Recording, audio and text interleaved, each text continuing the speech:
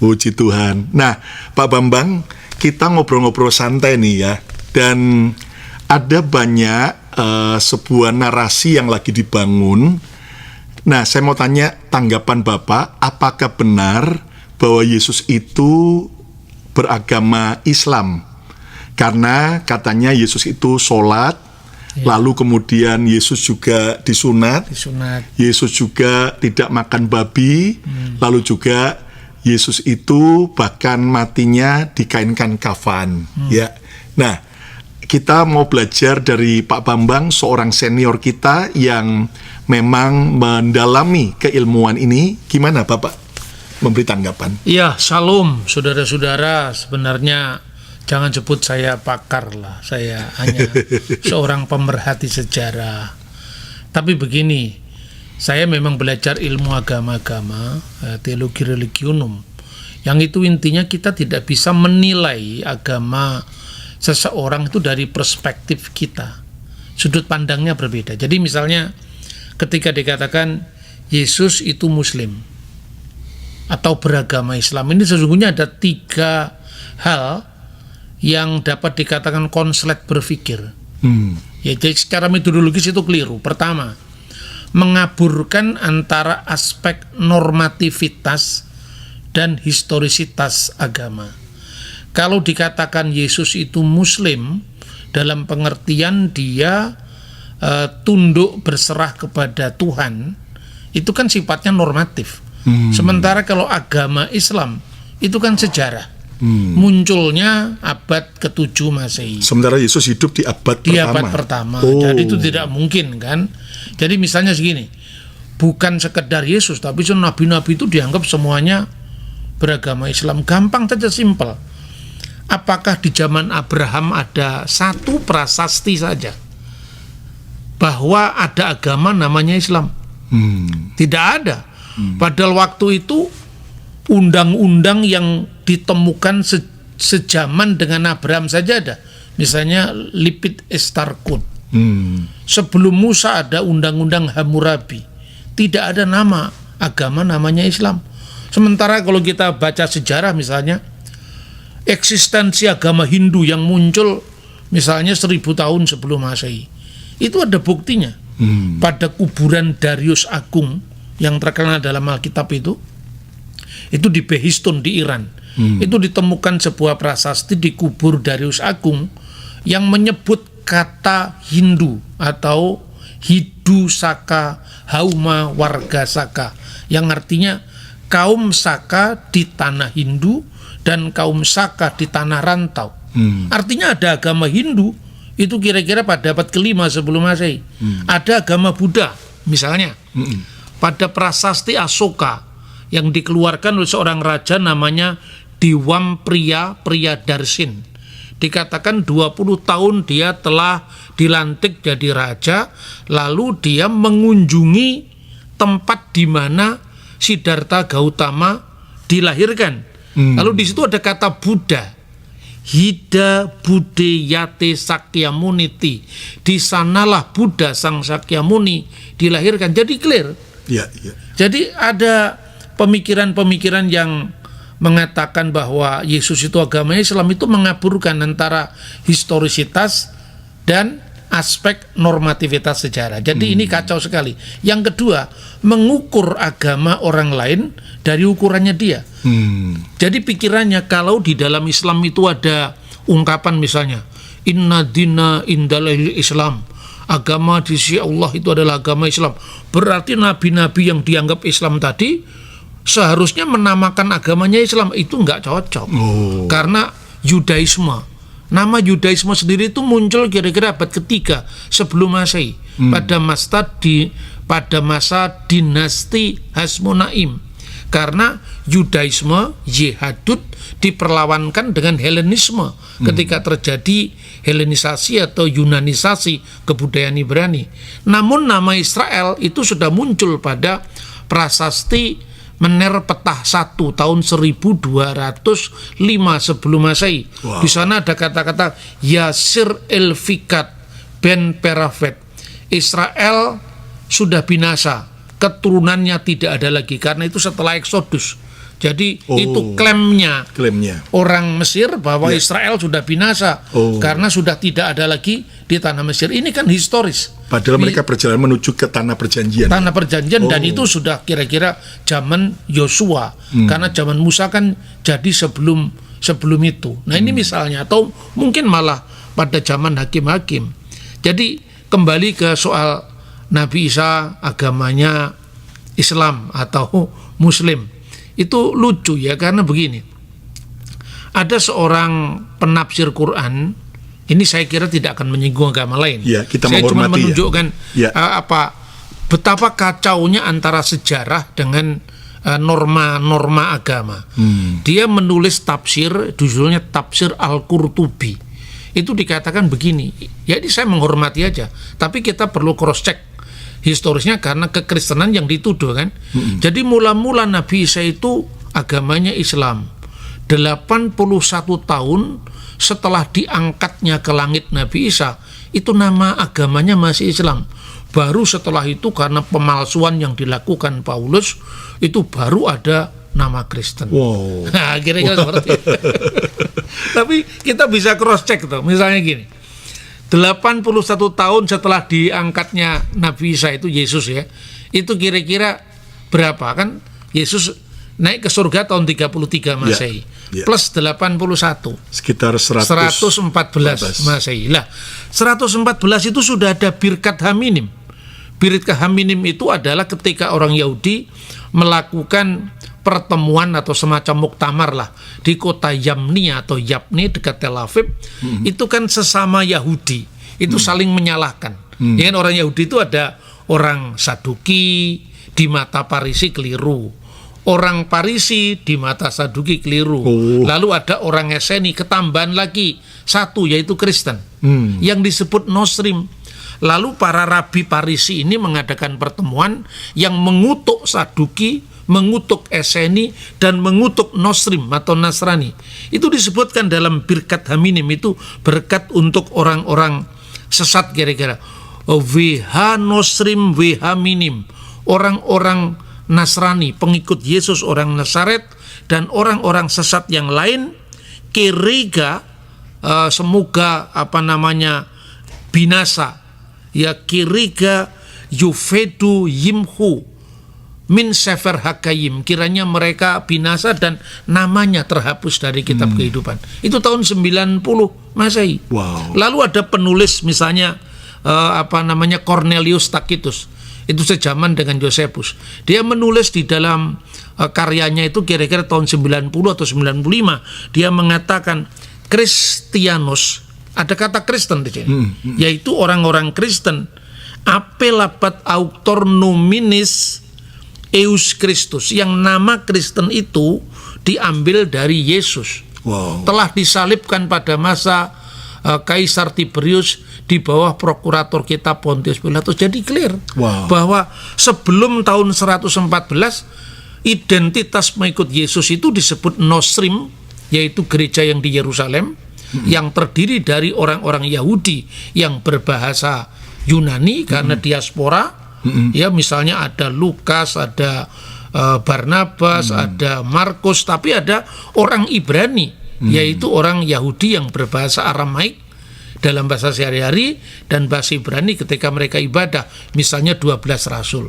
Jadi jangan lagi ngomong kalau Yesus itu orang Yahudi, kenapa Injilnya bahasa Yunani, itu orang yang mainnya kurang jauh. Termasuk orang yang mengatakan bahwa ini tadi dikatakan Yesus sunat, Yesus tidak makan babi. Kita harus lihat kasus bayi kasus dulu. Yesus sunat umur 8 hari. Itu namanya Brit Milah. Kalau teman-teman Muslim sunat usia 12 tahun, itu bukan sunat yang menjadi perjanjian Abraham. Orang Mesir juga sunat. Orang Koptik itu sunat umur 3 hari. Dulu anak saya lahir di Kairo, dan karena kami anggota gereja Koptik, maka anak saya mau disunat, saya tidak mengizinkan. Karena apa? Saya tidak tega anak disunat umur 3 hari. Itu tradisi Mesir. Jadi kalau sunat 3 hari, sunat 12 tahun, itu bukan Abraham. Jelas itu beda, hanya tradisi. Yesus disunat usia 8 hari, jelas sekali. Sesuai Taurat itu. Lalu Yesus tidak makan babi. Pertanyaannya sekarang, mulai kapan imamat pasal 11 berlaku bagi orang bukan Yahudi. Yesus memang Yahudi, dia tidak makan babi. Petrus, Paulus tidak makan babi. Tapi makan babi atau tidak makan babi itu hanya berlaku bagi siapa, itu harus dijelaskan. Imamat pasal 11 itu kalau di dalam hukum Yahudi itu termasuk hukim. Hukum itu ketentuan khusus yang hanya berlaku bagi orang Yahudi. Selain ketentuan khusus yang berlaku bagi orang Yahudi, itu misalnya yang disebut edot. Edot itu hukum memorial, itu hanya berlaku bagi Yahudi. Jangan makan misalnya daging di sendi pangkal paha untuk memperingati Yakub, itu hanya berlaku Yahudi. Begitu juga makan babi, itu hanya berlaku larangannya bagi orang Yahudi. Bagi non Yahudi tidak berlaku. Jadi ada tuduhan Paulus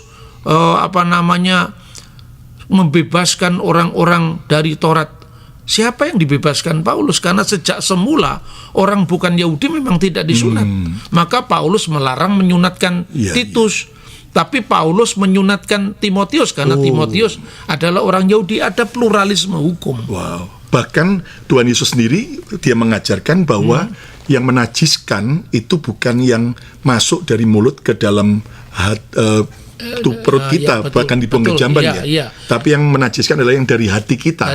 Jadi bagi kita artinya gini, hukum itu artinya bahwa selain hukum positif, itu ada hukum yang lebih tinggi, yaitu misalnya puasa yang ku kehendaki melepaskan tali-taliku, bukan berarti tidak puasa, tapi artinya hakikat puasa kita merasakan bagaimana orang yang tertindas, bagaimana orang yang lapar karena kita merasakan lapar. Begitu juga kenapa kita menekankan hukum makanan yang hanya berlaku bagi Yahudi untuk orang bukan Yahudi, padahal sementara yang lebih jahat itu adalah tuduhan-tuduhan terhadap orang lain yang berisi dengan kebencian karena didasarkan atas agama. Maka yang lebih keluar itu lebih jahat ketimbang dari yang masuk. Wow. Lalu juga yang katanya Yesus waktu mati di kain kafan, itu sebetulnya tradisi Yahudi juga ya Pak ya? Tradisi Yahudi dan tradisi Kristen juga. Orang-orang Kristen di beberapa tempat di dunia selain Barat itu matinya juga dikafani. Sampai hari ini? Sampai hari ini. Okay. Tidak ada masalah. Itu kan hanya bedakan antara yang merupakan ketentuan hukum dan yang tradisi. Jadi orang sering salah, mati dikafani atau dimasukkan peti itu tradisi, itu bukan termasuk inti dari iman Kristen.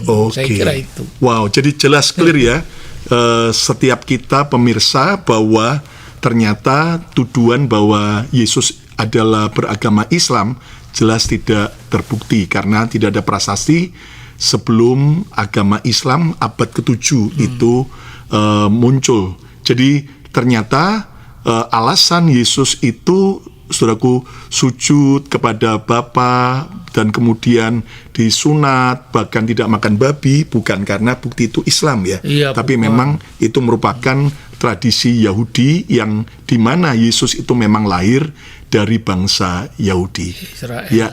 Wah, clear sekali Pak Bambang. Jadi kita tetap menjaga kerukunan beragama, tetapi kita juga harus bisa menjelaskan setiap tuduhan-tuduhan. Mungkin saya tambahkan di akhir ini ya. Kita untuk melihat bagaimana hukum tentang makanan halal atau haram. Sebetulnya kalau dalam Alkitab itu disebut sebagai tahor dan tami. Tahor itu tahir, tami itu sesungguhnya tidak tahir, tapi dalam klasifikasi kurban, bukan dalam klasifikasi babi itu higienis atau tidak higienis. Kita bisa langsung membaca sumber Yahudi. Misalnya bagi bangsa-bangsa lain menurut traktat Sanhedrin 56a itu tidak berlaku hukum Musa. Itu berlaku hukum Nuh yang dikenal dengan Sefa Misfot Bene Noah. Nah, itu tidak ada larangan babi. Dan kalau hukum Yahudi itu berdasarkan kitab Ulangan pasal 6 ayat 20. Ketika anak-anakmu nanti bertanya, kira-kira seperti itu, Maha edot veha hukim veha mispatim asyar siwah adunai Elohenu etkem. Nanti kalau anak-anakmu bertanya, peringatan apa, ketentuan apa, dan peraturan apa yang diberikan oleh Tuhan Allah kita kepadamu, maka jawablah. Ini menurut rabi-rabi Yahudi ada 3 klasifikasi. Mispatim, hukum universal. Jangan mencuri, jangan berzina, jangan membunuh, itu berlaku untuk semua. Ya. Tapi yang hukim dan yang edot hanya berlaku bagi Yahudi. Orang Yahudi. Maka di Kisah Rasul pasal 15, ketika ada golongan orang Farisi yang ingin memaksakan sunat dan hukum Yahudi kepada non-Yahudi, para rasul kembali kepada hukum Nuh ini. Dia tidak ngarang-ngarang sendiri, karena pluralisme hukum sudah ada sejak awal. Dan yang terakhir, kalau hanya gara-gara tidak makan babi, itu tidak dianggap sebagai melakukan hukum Musa, karena dia masih makan cumi-cumi, masih makan onta, masih makan kelinci. Itu juga hukum yang dilarang di dalam Imamat pasal 11. Termasuk kepiting, udang. Kepiting, udang, lele. Karena binatang air yang tidak bersisik. Tidak bersisik. Ikan patin juga. Ya. Baik, clear sekali. Terima kasih Pak Bambang. Nah, Yesus dari Nazaret, yang dikenal sebagai Yesus Kristus dalam tradisi Kristen, hidup di abad pertama di wilayah Yudea di bawah kekuasaan Romawi. Ia adalah tokoh sentral dalam iman Kristen, diakui sebagai anak Allah, Mesias yang dijanjikan, dan juru selamat dunia. Ajarannya berakar dari tradisi Yahudi, namun membawa pesan kasih, pengampunan, dan keselamatan yang melampaui batas-batas agama dan budaya. Yesus lahir, hidup, mati, dan bangkit beberapa abad sebelum munculnya agama Islam. Islam sendiri baru muncul sekitar abad ke-7 Masehi di Semenanjung Arab melalui wahyu yang diterima Muhammad. Dalam ajaran Islam, Yesus disebut sebagai Isa, dipandang sebagai nabi besar, namun tidak dianggap sebagai anak Allah atau Tuhan yang menjelma menjadi manusia seperti dalam iman Kristen. Karena itu, dari sudut pandang sejarah dan iman Kristen, Yesus bukan seorang Muslim. Sebaliknya, Islam justru muncul setelah masa kehidupan Yesus dan memperkenalkan pemahaman yang berbeda tentang siapa Yesus itu. Bagi umat Kristen, Yesus bukan hanya seorang guru atau nabi. Ia adalah Tuhan yang menjadi manusia, yang datang bukan membawa hukum baru semata, tetapi kasih karunia dan kebenaran. Salibnya menjadi lambang pengorbanan terbesar, dan kebangkitannya menjadi dasar iman akan hidup yang kekal. Dengan demikian, memahami Yesus perlu dilihat dalam konteks iman dan sejarahnya. Ia bukan bagian dari Islam, karena misi dan identitasnya telah dinyatakan jauh sebelumnya, sebagai terang dunia, penebus dosa, dan raja segala raja. Yohanes 14 ayat 6 menuliskan, kata Yesus kepadanya, "Akulah jalan dan kebenaran dan hidup. Tidak ada seorang pun yang